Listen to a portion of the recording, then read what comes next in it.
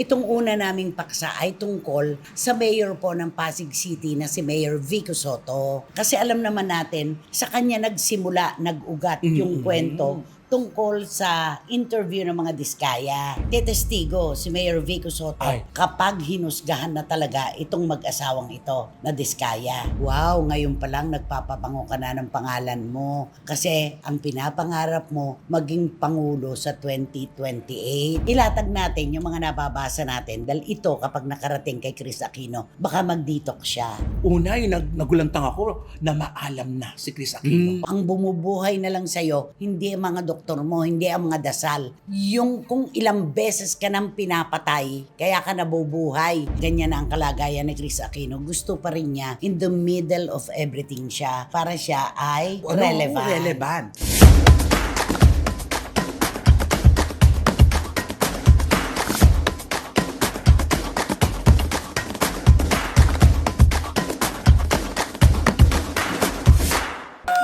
Ito na naman po kami mga pinakamamahal naming kachika. Lagi po naming sinasabi, kayo ang aming inspirasyon. At ayon sa inyo, kami naman ang inyong paracetamol, ang inyong bitaminang pampalimot sa melangkolya, problema, at lahat na kung ano-ano pa. Romel Chika, kumusta ka naman? Dahil ako mabuti at kinakailangan mabuti ang hatid nating balita mula sa ating mga tagahanga at mga taga-suporta. Yes! Ano naman ang Naku, sabi ko parang yes!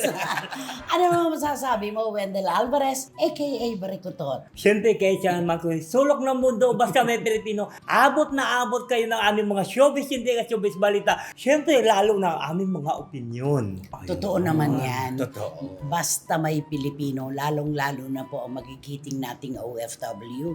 Nararamdaman po namin kayo, lalo na at papalapit na naman ang winter. Alam mo naman, kapag ka may snow na, doble-triple ang lungkot, di ba? May kalakip na lang Tama. po. Oo, totoo yan. Kakambal nun, lungkot. Pero huwag ka umiyak muna ha. Yung sa kwentong OFW. Oo, kasi naaalala ko na naman yung isang nilagang itlog, di ba? Nilagang itlog para lang mairaos nila ang agahan hanggang tanghalian. Ay nako, hindi ko kaya yung mga ganyan. Kaya naman mga kachika, heto po kami para magpasaya sa inyo. Dito po sa inyong programa, aming programa. At ito po ang Showbiz Now Na! Maraming salamat po.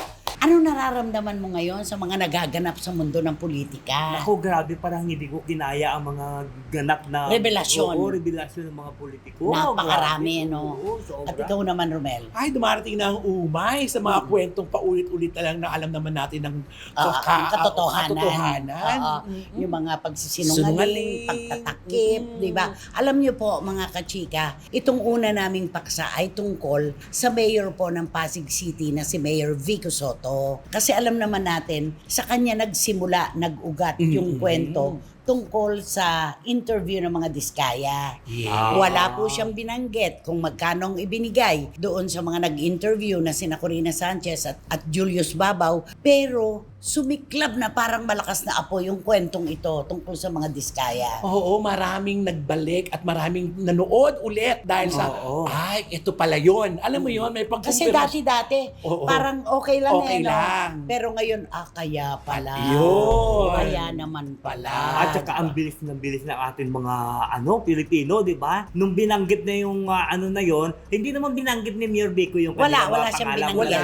Oo. Pero ang ni-research ka agad, di ba? Yung interview ni Julius, Corina. yung kay Corina, nabura na yung isa lang ang nakuha nila.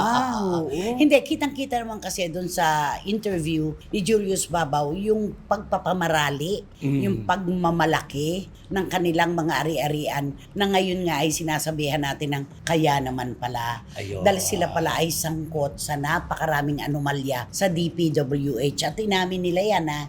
Ngayon, ang balita, tetestigo si Mayor Vico Soto Ay. kapag hinusgahan na talaga itong mag-asawang ito dito na Diskaya. Uy. At, bakit naman ang hindi? Di ba? Maganda Sasabihin yun. lang naman ni Mayor Vico yung kung anong nalalaman niya. Oo. At saka yung mga proyekto sa Pasig, di ba? Yes, Na mga, oo. Totoo yun, naman totoo lang yun. yun eh. Eto na po ngayon.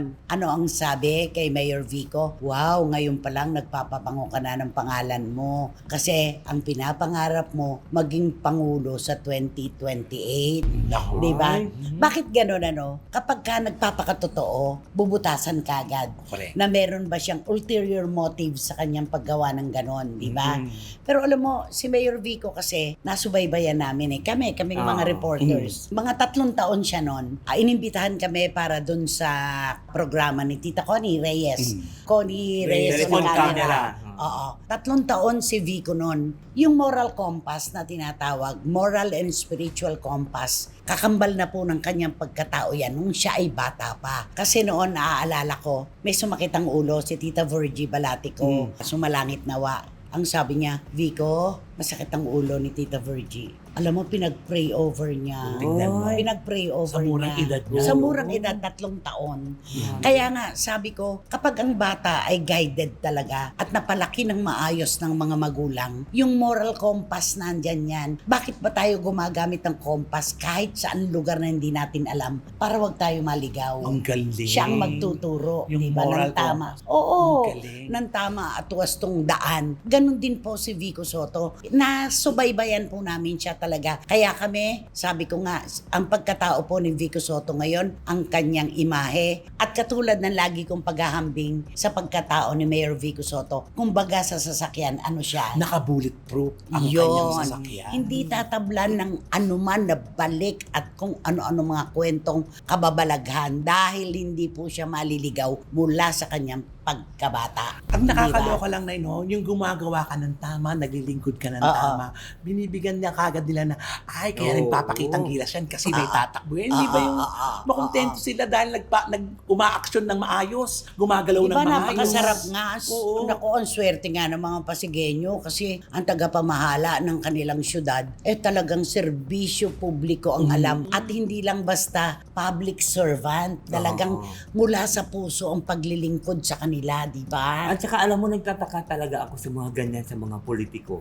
Imbis na suportahan nila si Mayor Vico, ang ginagawa nila, sisiraan pa nila yung tao. May mga Diba? kapwa politiko Oo, ba na nakikita mo na naninira Hindi, kay siyempre, Mayor Vico? hindi pagkaganyan Ang alam kasi. ko yung mga mema lang. Yes, Hindi, yung pero mema. kung darating ang araw dyan, alam mo na mga politiko, nag-aantay lang yan. Pagka alam na nila, ay, ito, tatakbo ito. Paghahandaan. Paghahandaan nila yan. Hahanapan ng oo. butas. Hahanapan ka ng butas. Kung walang butas na masilip, gagawa ng butas. Yan, oo. Para sila may makita.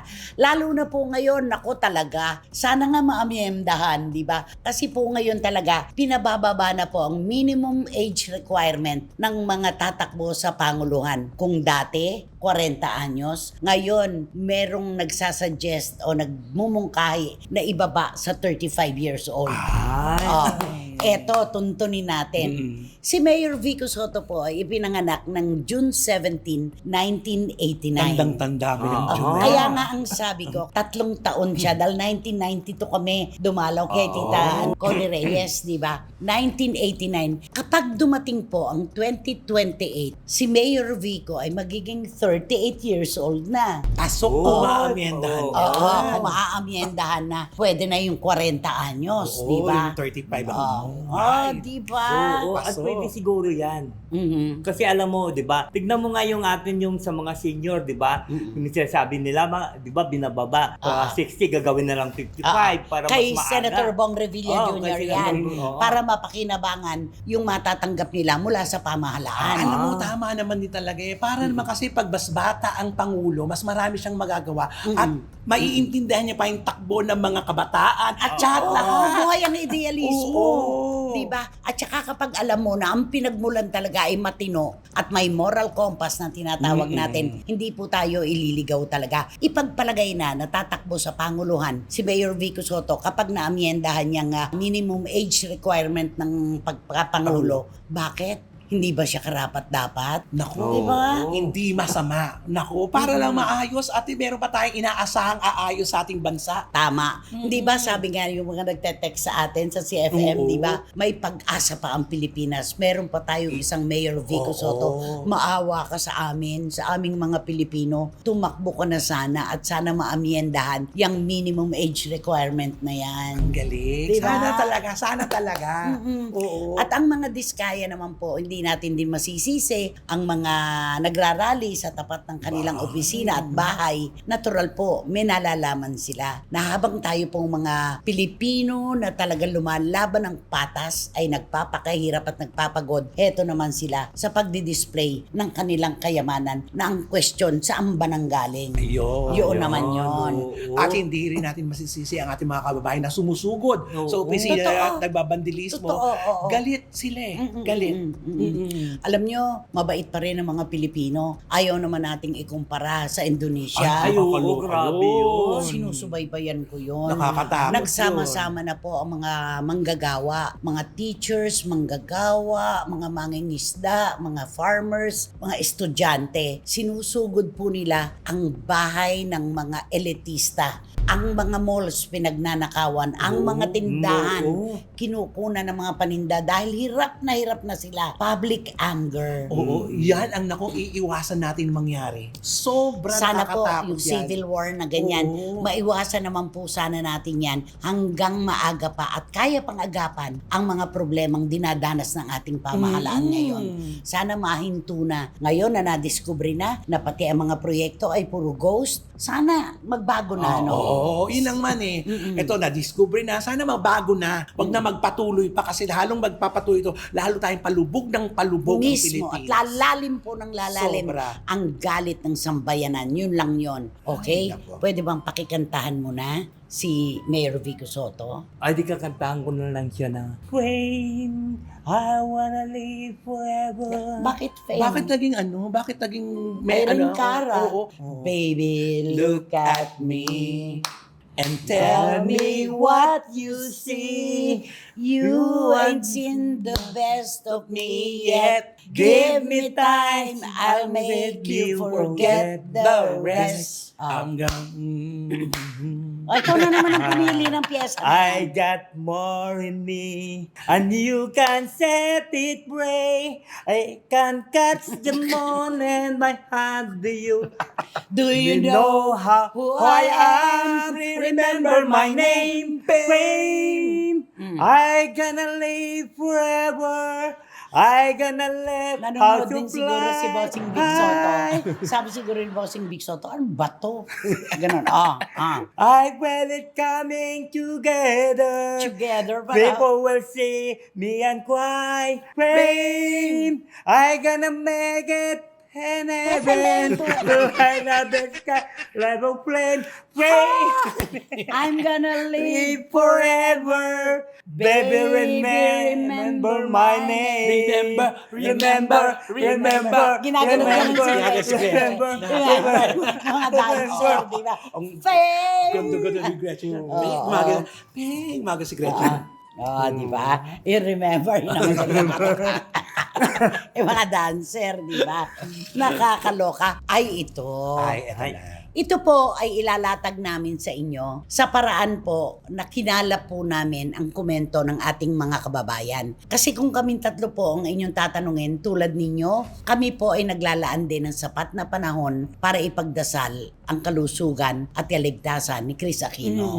Sa totoo lang. Lagi tayong umaasa sa magandang balita. Araw-araw. At saka ako pinapanalangin ko talaga siya na sana makatanggap na siya ng sapat na lunas Oo. para yung kanyang dinadalang problema ay hindi man mawala lahat agad-agad mabawasan. Oo, yun naman eh.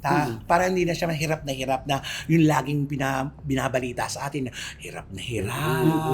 Tapos, Tapos nagdadagdag yung mga sakit. sakit niya yun, Hindi. nakaka-stress. Ilatag natin yung mga nababasa natin dahil ito kapag nakarating kay Chris Aquino, baka mag-detox siya. Ay, Di ba? oo, Baka oo. humiwalay muna siya sa social media. Kailangan. At kailangan diba? niya talaga yun. Kailangan. Kasi, Oo. alam mo yung Chris, di ba? Yung kami, umaasa kami maging malusog ka.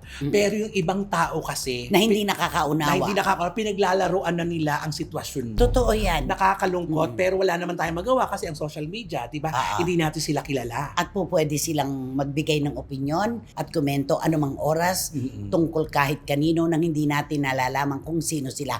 Ano yung una? Nako, una yung nagulantang ako na maalam na si Chris Aquino. Oo, ilang beses na siyang pinapatay. Oo, ano ba ito? Diba? Kasi nga, nagpatakbo na naman siya sa ospital dahil sa blood Oo. clot. Yon, nagpatakbo na naman siya sa St. Luke's. Kaya eto na naman yung ating mga kababayan na wala na namang magawa sa buhay. Kaya ang sabi, ang bumubuhay na lang sa'yo, hindi ang mga doktor mo, hindi ang mga dasal. Yung kung ilang beses ka nang pinapatay, kaya ka nabubuhay. Dahil may kasabihan nga tayo mga Pilipino, Oo. kapag ka pinapatay daw, mas humahaba ang buhay. Parang pagpapagawa ng musoleo o pansyon. Oo. Pag may nakaabang, hindi nakakatotoo. Totoo. Ikaw, ano yung Oo. nababasa mo? Hindi kasi naloka lang ako dito kay Chris kasi 'di ba yung mga bigay siya ng bigay para yung mga baser para pinapapasok niya sa kanyang mga Oo. Sa kanya din ang O, sa gagaling kanya kasi. Yes. post siya ng post. Siyempre yung mga baser, ito, siyempre, banat naman ng banat mga baser. At saka yung salitang kaya pa. Oo. Yung kinakaya pa Kinakaya niya, di ba? pa. At totoo naman na dapat siyang magkaroon ng lakas ng loob talaga dahil sa kanyang mga anak na Totoo. sina Kuya Josh at saka si Bimbi. Kaya pa. Pero wag natin laging sabihin yun. Tulungan natin ang ating sarili kapag tayo nalalagay sa ganyang sitwasyon. Correct. Oo. At maraming nagugulat. Ako rin mismo nagugulat na ano na ba ang totoong kalagayan ni Chris Aquino? Kasi may mga picture na noon-noon pa, Oo. na inalalabas. Hindi Tapos na pabalik-balik merong nga, no? pa-iba-iba, araw-araw, iba-ibang ano ba ang talaga? Kaya minsan iniisip ko, sana pala hindi na lang siya naglabas ng mga picture niya noon. Kaya nga ang dami-dami Oo. nagsasabi na hanggang ngayon daw na ganyan na ang kalagayan ni Chris Aquino, gusto pa rin niya in the middle of everything siya. Nasa gitna pa rin siya ng laban. Nasa gitna ng mga usapan para siya ay relevant. Oo.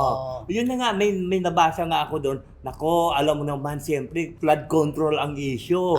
O ito na naman si Chris, bumabanat na naman. Gusto niya kasi palagi siya kadikit doon sa mga usapan. Kung ano daw yung mainit na pinag-uusapan, hindi siya magpapakabog. Kailangan relevant pa rin siya. Alam mo, kailangan niya na talagang mag-detox.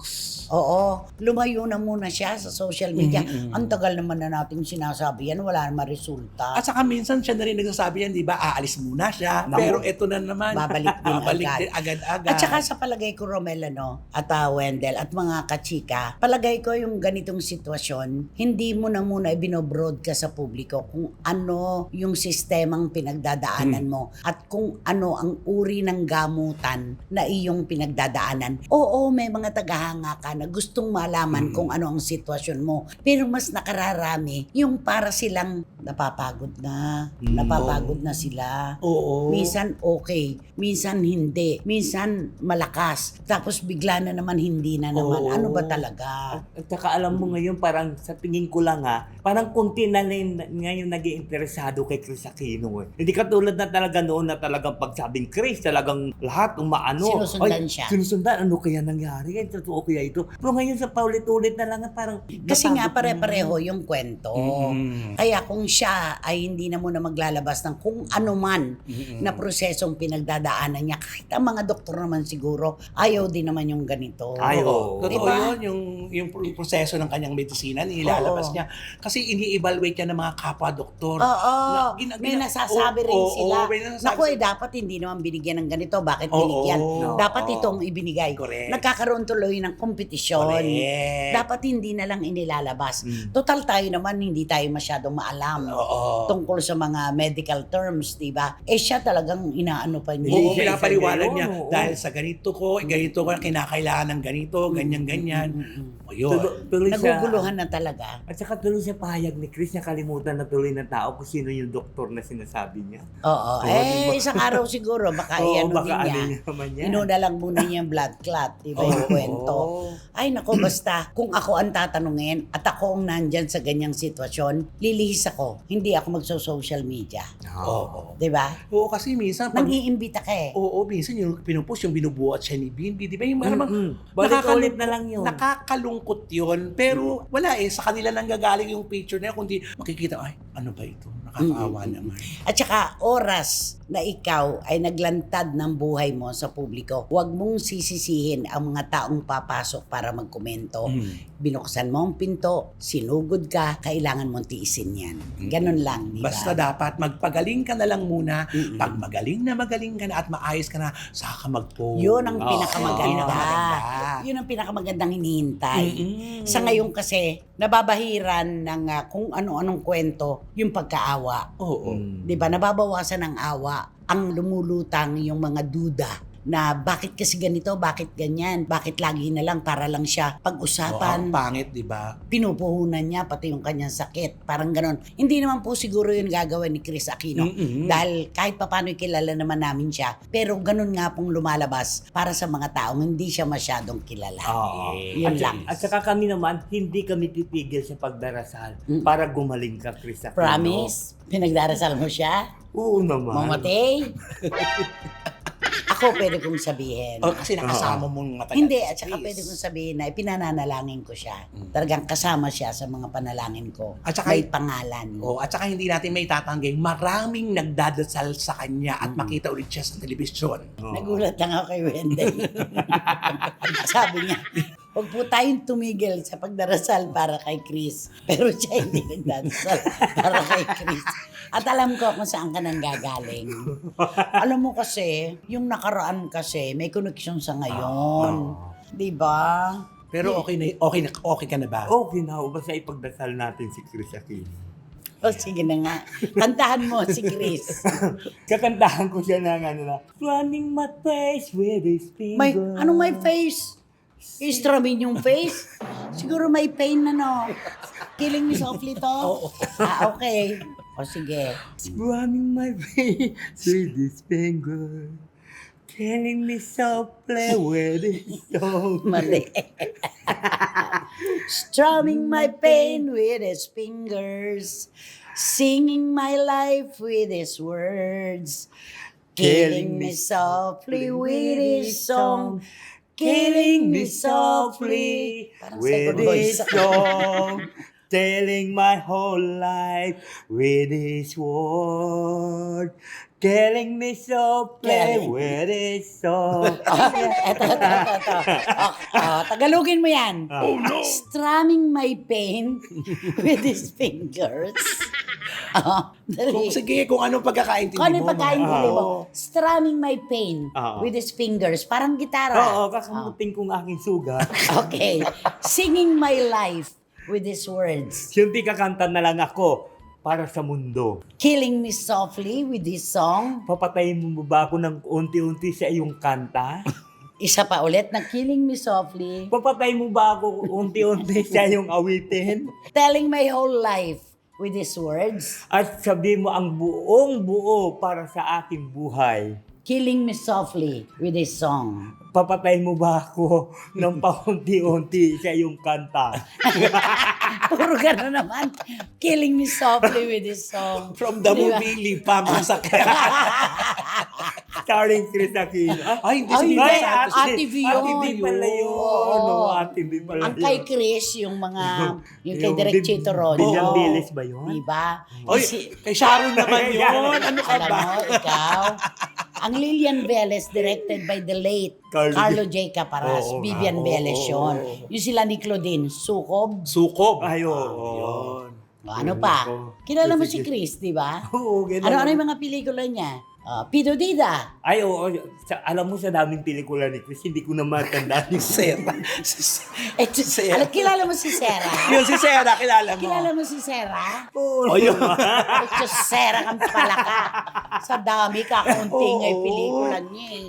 Di ba? Ayun may gumagano, yung Lotus Fit. Ano yan? Ay, yung Ano yun? Uuwi si nanay. Ano ba yung pelikula si niya? nanay. Sukob ba yun? Sukob! Sukob yun eh, di ba? Hindi. Sila ni Claudine yun. Yun yung may taong puti. At sulok. Ano tatsulok? Kung suy nga yun, di ba? Ayun, Pungsoy. Di ba yung may lumalakad yung Lotus May Fit? bago ba, di ba? Oo. Bago ah. Si Romel. Ayoko yun. May uwi na. Diretso mo. Ayoko. Kaya galit si Chris. Okay. Ay, nako. Sino ba kasi yan? Sino ba yan? Sino nga ba yan? Sino ba yan? Nako, itong pag-uusapan natin kasi di ba usong-usong ngayon to. Ay. Lalo na yung mga lukuhan.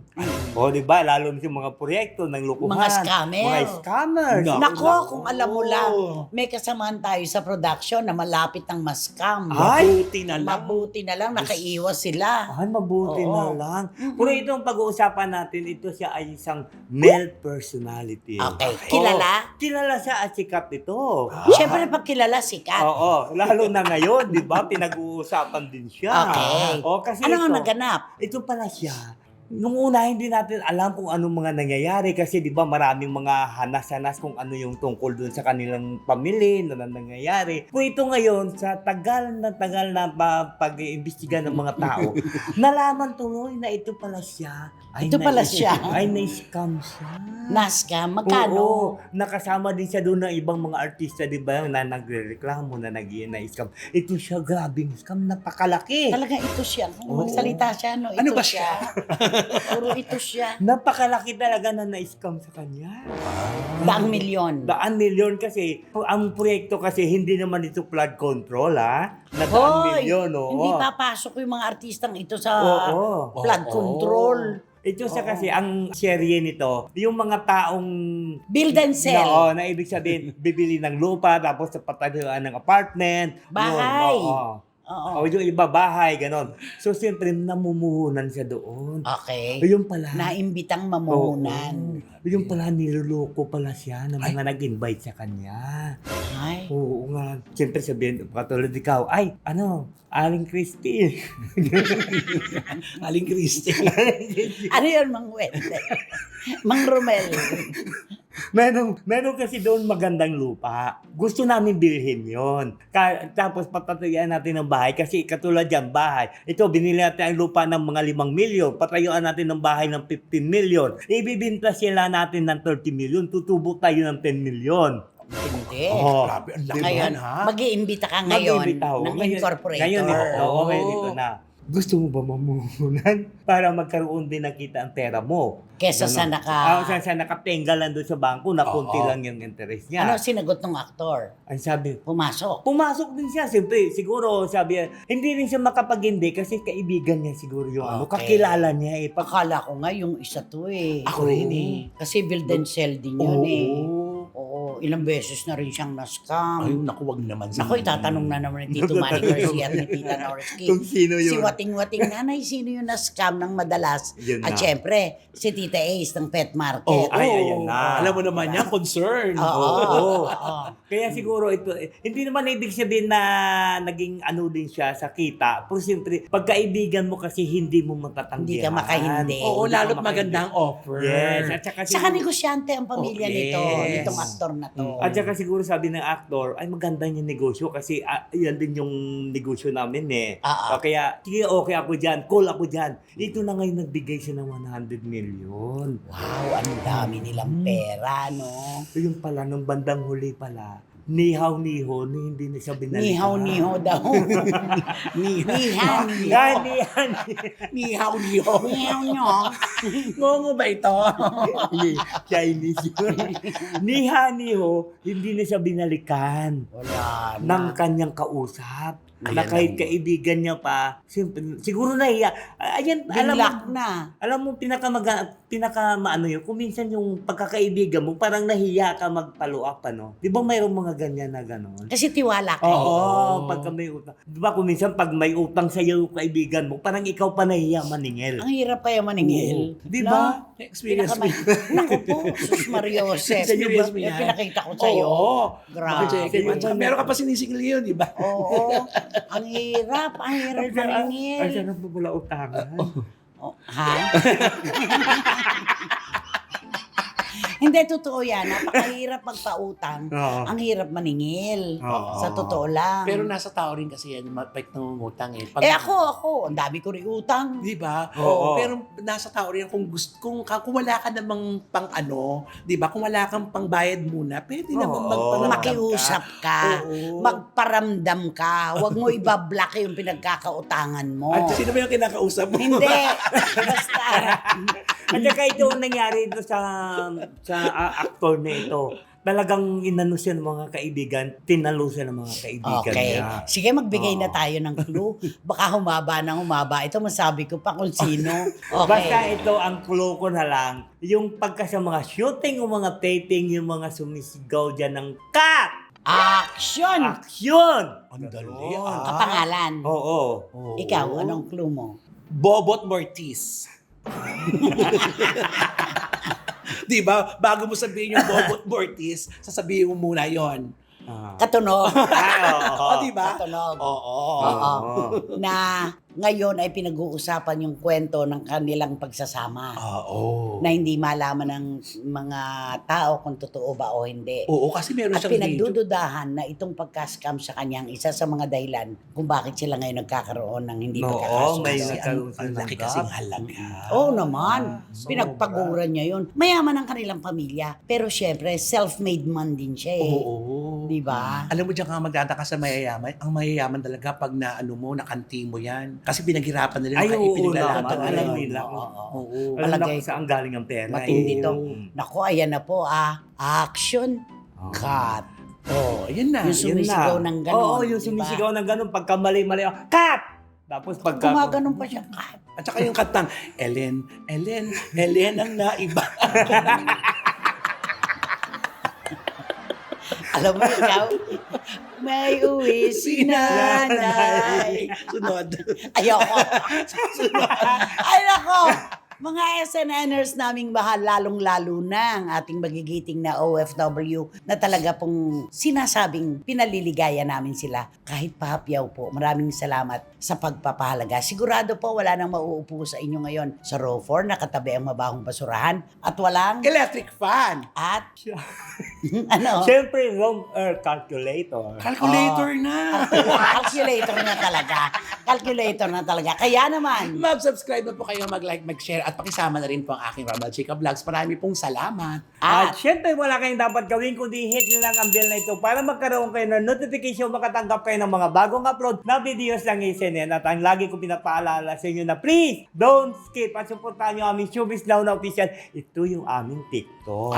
ayun, ako ang saya-saya na naman ang ating kwentuhan. At saka pasalamatan ko pala si Eric Borromeo.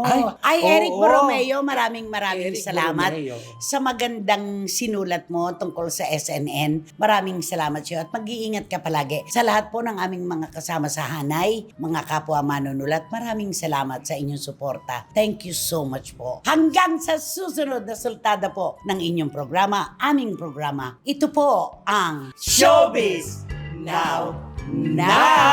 Maraming salamat po. May uwi si nanay.